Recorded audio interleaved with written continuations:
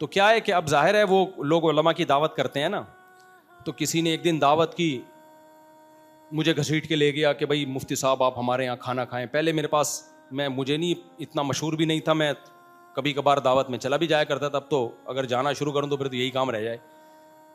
تو ہم چلے گئے. پھر چند دن بعد کوئی بندہ آیا, ایک دوسرے مولانا صاحب کو لے گیا دعوت پہ اور اس کو بھی ساتھ میں لے گیا. اچھا, اس کو طفیلی بن کے ہر جگہ لے کے جا رہے ہیں لوگ.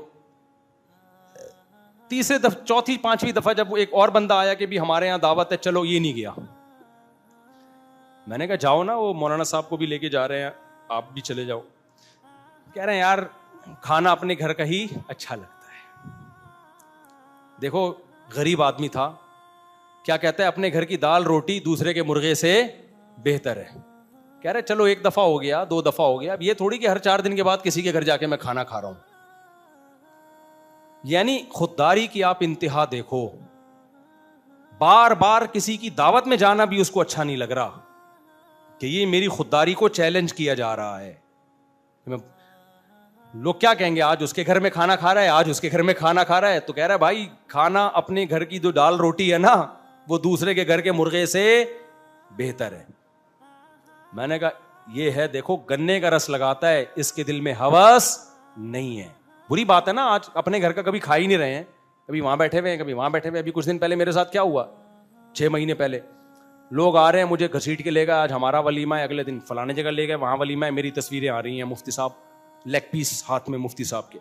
ہم مروت میں جا رہے ہیں, ہمارے گھر میں بھی مرغا کھانے کو الحمدللہ مل جاتا ہے ہمیں, لیکن تعلقی بیس پہ ہم جا رہے ہیں کہ یار اب اتنا پرانا تعلق ہے, منع کیسے کریں. پھر وہاں گئے 3-4 دن کے بعد, وہ پرانا تعلق والا ان کے ہاں گئے, وہاں بھی لیگ پیس, تصویریں تو لوگ لے رہے ہوتے ہیں.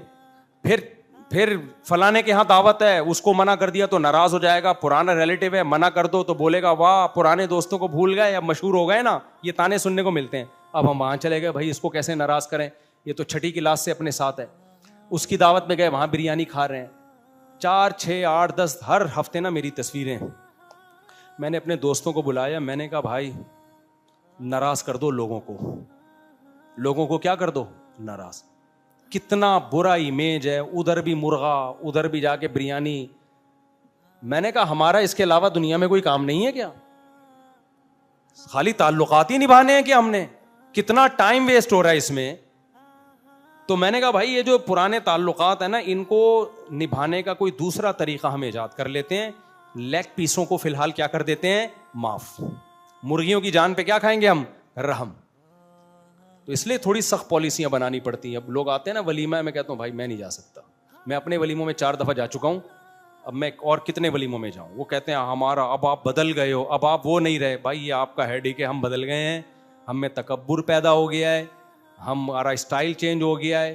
ان چیزوں میں ہم آپ کو مطمئن کرنے کے لیے اپنا ٹائم ضائع بولو نہیں کریں گے.